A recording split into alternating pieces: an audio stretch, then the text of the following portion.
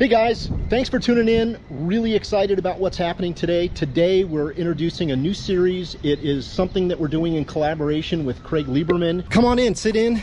We're all here. We're gonna do a little roundtable chat, and I can't wait to share this with you guys. So here we go. The fact that we've got Craig here, who actually was the one that owned the initial car, and the studio, in a sense, I'm saying this right, they replicated your car and used your car as the principal movie car. So what a better guy to have to showcase a proper build. So James, longtime Supra owners, had many of some of the nicest Supras I've ever laid eyes on, all MK4s.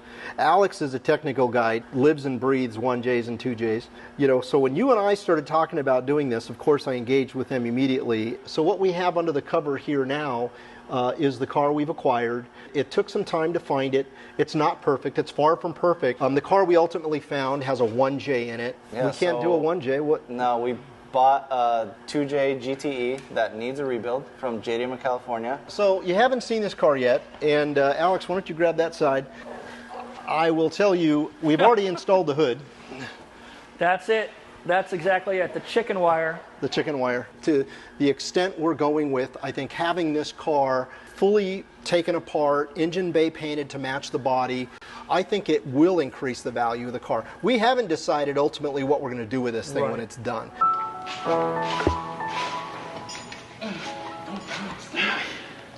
Why do you got the bounce? Yank it. You want to do it? I did it last time. No, I can't get dirty. Yeah, but okay, well, I told you to do it from this side. I did it the right way. You know, I hold it like this. Oh my God, okay, you win. Thank you. That's all I wanted to hear. Okay, you're welcome. Bye. I mean, it just needs a rebuild. We tore it down. It was very sludgy. In the head, in the pan, the bottom end, everything. It was pretty nasty. It's the worst I've ever seen. We're probably gonna have all the freeze plugs changed out. We're gonna sonic test the block, get it all hot tanked multiple times, try to like clean out as many of these coolant ports and all the oil ports out. Ordered everything from Toyota, still available, even OEM head gasket and everything, but from that point up, we're changing everything. So it's still using the Toyota OEM metal head gasket, but we're doing ARP studs, BC cams, BC valve springs, retainers, drift motion modified oil pumps, so that way it can rev higher. Yeah. So we're doing 272 stage 3 race cams from BC. Nice. As of right now, I ordered everything from Toyota last week from OEM Parts Source. That is also helping us out on this build, and that stuff should be coming in any day. Then the block, head, cams, everything will go to the machine shop. Well, they're going to hot tank this? Or yeah, they're going to hot tank it, change all the freeze plugs, hone this thing needs to live in a hot tank for a couple of days. Oh, for sure. Yeah. Especially even the cylinder head. It's so nasty. So OEM stuff that I already bought. So I have OEM headlights coming in, windshield molding, this molding, belt molding, every rubber molding that's exterior that's available, I bought. Here it is in the booth. So now what we're doing is, you can see this entire engine bay has been scuffed down. We prepared it, and the next step is to apply primer to this. We've decided that this engine bay is going to be orange. Talking about orange, we've got over here, base color is kind of a creamy white, has a little bit of an orange pigment to it. And then of course your main color is the second stage, and it's a pearl orange, and that is the correct color.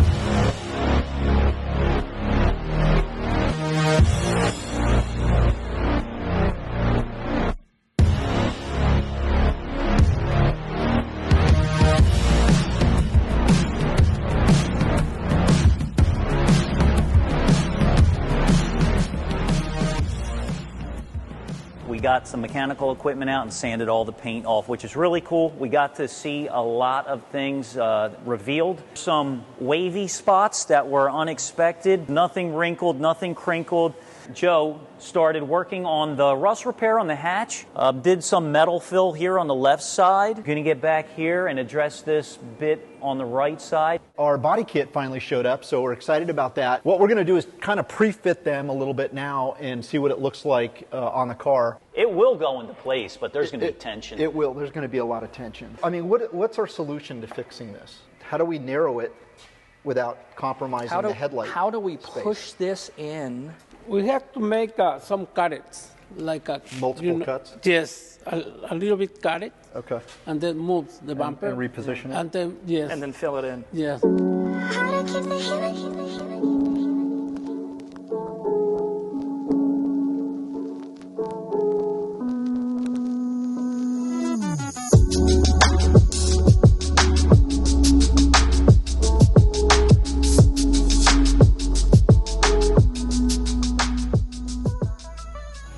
The Holy Grail has arrived. We found this on Facebook Marketplace. Recent rebuild, according to the seller. We didn't oppose this. We just couldn't find the right deal when we were starting. From what I'm told, is you guys are going to do all the modifications to this and then make a mold off of this and then produce a whole new bumper. We're not even going to use this.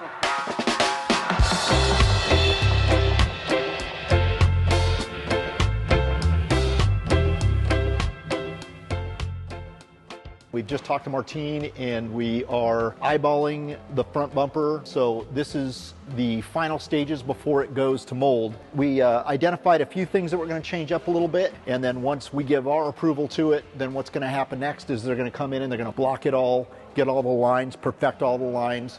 And that'll be the final product before they prepare it for the final mold.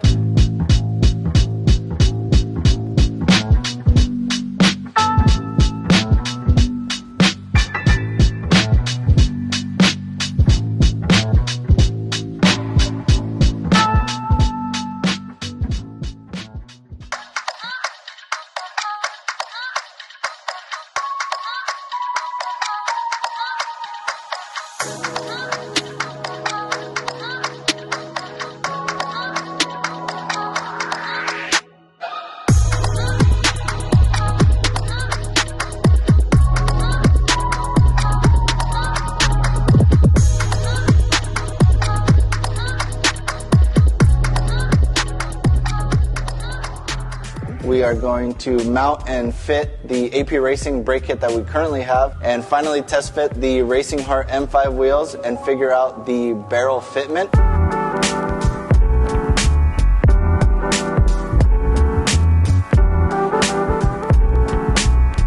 So this is like trial test fit. On the front we have an 8mm front spacer to try to figure out to get the wheel to be a total 9-inch width, but we are going to add about an inch of front lip. The reason being that these are all 7.5-inch wide wheels with a plus 43 offset.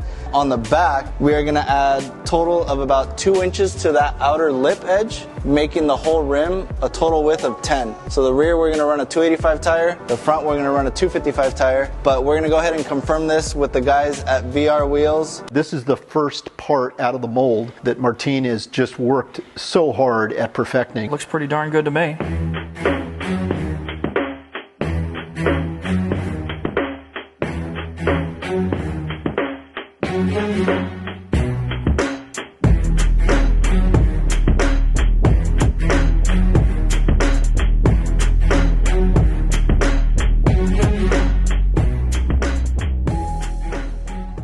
For the first time, we were able to see a video of the bulbous shape that's on the bottom portion of the brake vent on that bumper. With that information and that video in hand, we went back to Martine and we engaged with Martine about having the bottom section redone because we want to do this right. I mean, you forgot to mention the part how excited he was to do a third revision. So he's looking forward to the fourth revision. Was he excited? Yeah. This car had hail damage on the Targa roof, right? We knew that when we bought it, though. Yeah, so it had minor hail damage, and so we perfected the Targa top. We perfected the hood, the fenders, the doors.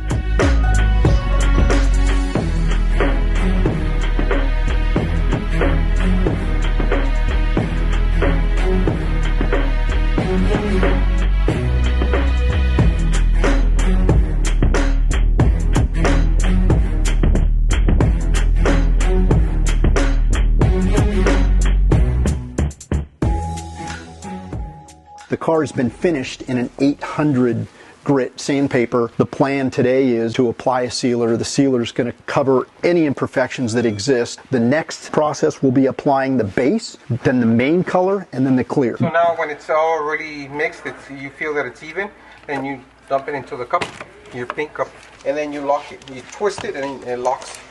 Now you get the gun. Yep. You twist it into the cup and it's locked.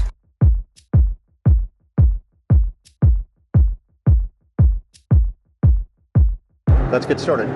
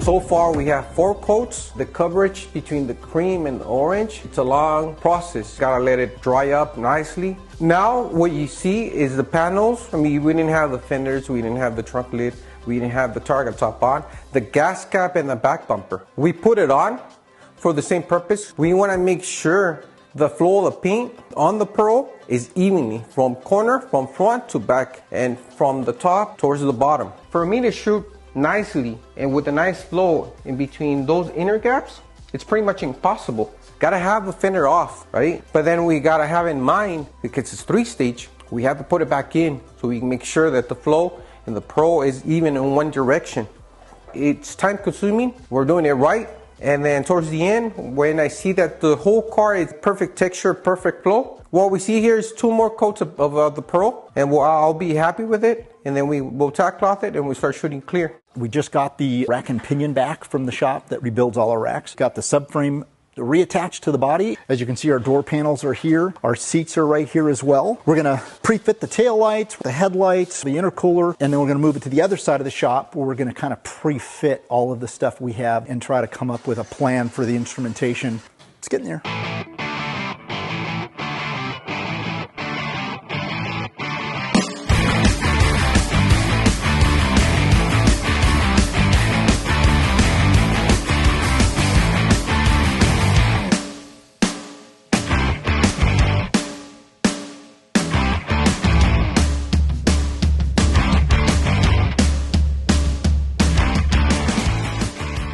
I am blown away by what an amazing job the crew did. Unbelievable.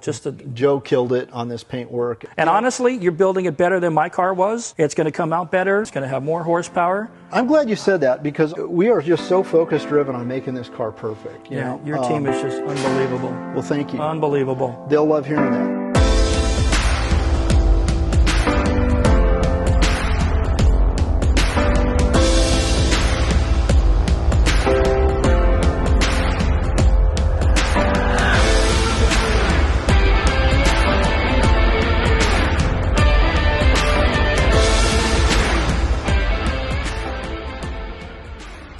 Let's head over to Apex. Let's go see Richard.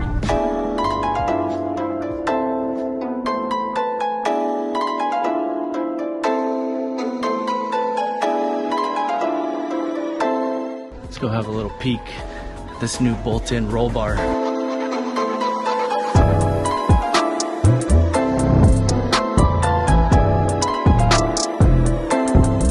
Go ahead and get cracking, take these calipers and brakes off and get those nicely prepped and refinished to put back on the car. It's a beefy boy. We originally chose a competition clutch from Granis Racing, but those happen to be out of stock, and he really hooked us up with this tilt-in. It is 2J specific. It's got a billet steel flywheel, and then we also opted for the tilt-in adjustable internal hydraulic slave cylinder. So we're gonna go ahead and get this 2J pulled off the stand here, put it on a cart, go ahead and stack up the clutch and flywheel, measure that so that way we know where the hydraulic throwout bearing needs to be in relation to the clutch pressure plate.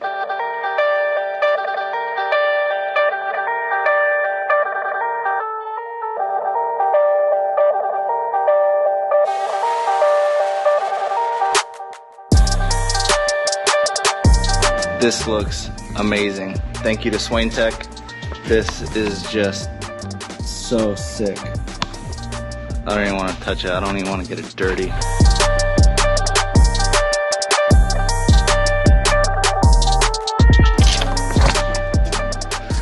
All right, motor mounts are on. Motor's ready to go in.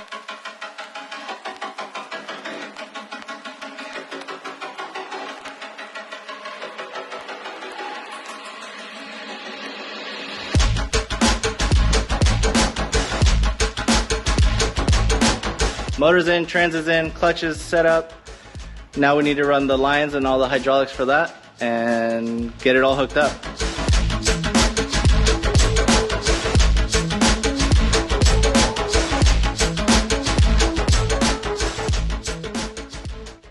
So thanks to Richard, we got the V160 adapter for the 1350 Spicer joint, and to get the drive shaft made. It fits on the V160. We're gonna go ahead and tap and chase all the bolt holes and make sure everything is clean and clear, and then we'll go ahead and call the drive lines guy to come back over and measure for that one-piece drive shaft.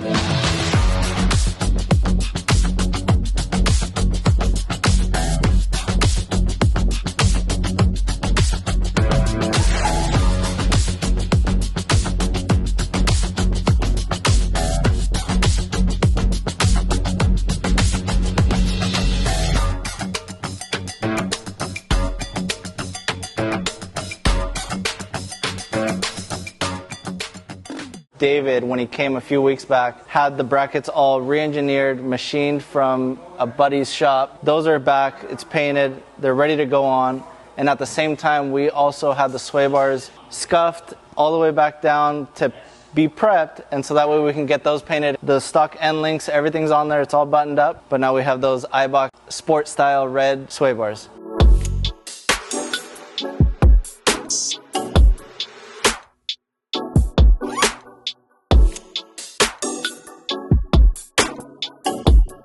We have a brand new coil radiator installed.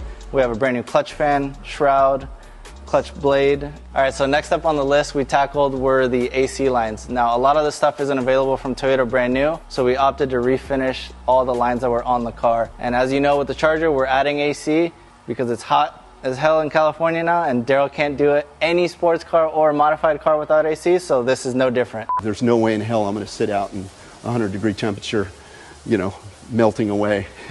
I just, maybe 30 years ago I could have got away with it, but today it's not happening. So it's going to have air conditioning. Modern day air conditioning. You don't hear a generator. What you hear is the AC unit on the roof. Air conditioning. All right, so next up was the fuel system, and we did the same thing that we did on our black hardtop Supra. We went with a full radium fuel system that includes rail and their in-tank hanger setup. We told the drive shaft guys that, hey, expect this drive shaft to just be good for 1,000. We don't want to deal with it later. We don't want to deal with it shattering. So we told them expect it to be at least 1,000 horsepower. So we're rated for that, and we're going to push it.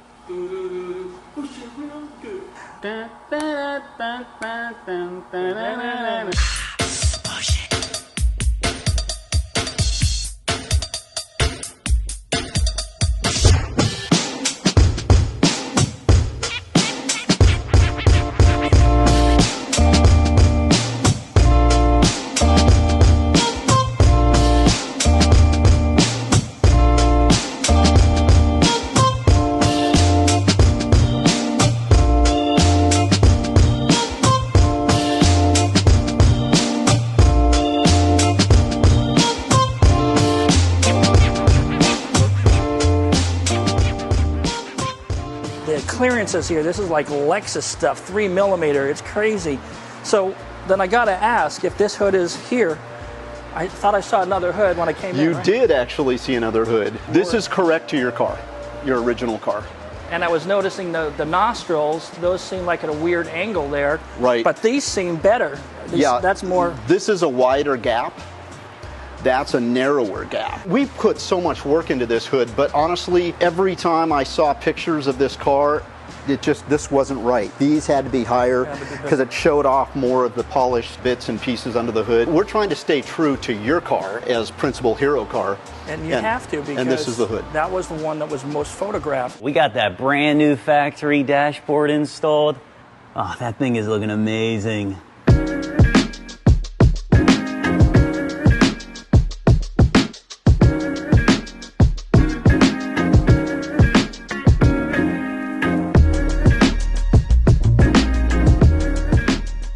You can see we made it down to San Diego and the weather is beautiful. We handed off the car to Modern Image. Can you believe this is where this car was done? Well, probably not the same city, but in the right hands, you know, from the original. You can see they got it lined up. They're prepping it. It's all been cleaned. The next time you see this car, the finished product will be in front of you, and I know I'm excited to see it.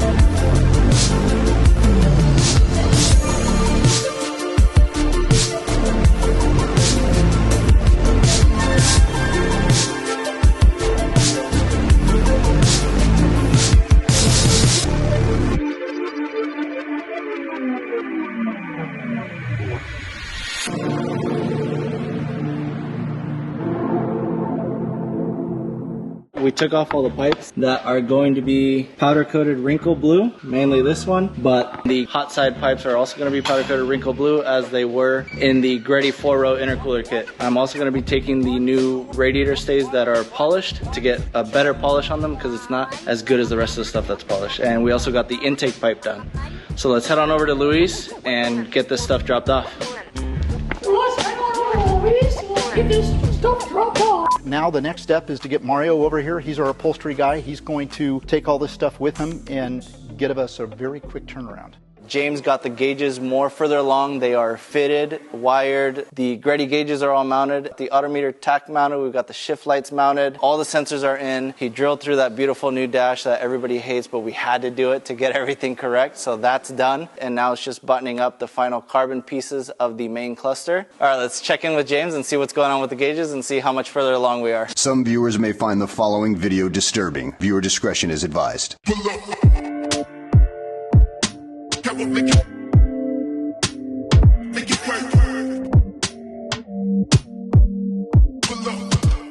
We've got the power steering system all hooked up, bled, plumbed, and running. Bled the brakes, bled the clutch, nut and bolted the car underneath. We've got the intake system finished. Adrian was able to plumb the orange silicone vacuum lines for the boost controller and the dual port wastegate that we have. Catch can hoses completed. The vent filter on the valve cover, that's James's favorite part of the build. What? Why are you laughing? We had a bung welded to the back of the valve cover that Richard took care of for us. We had a custom Fish Racing Tech oil cap modified and anodized blue to match.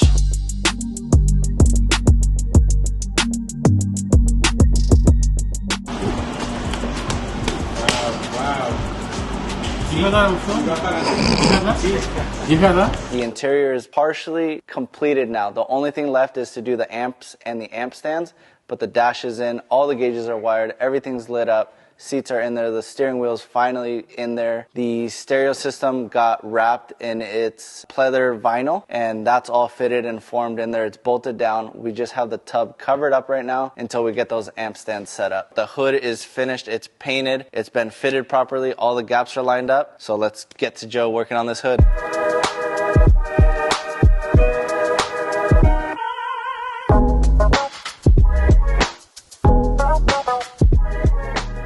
All right, we're gonna head on over to Danny at Unrivaled Tuning, get this car loaded up on the dyno and see what it makes.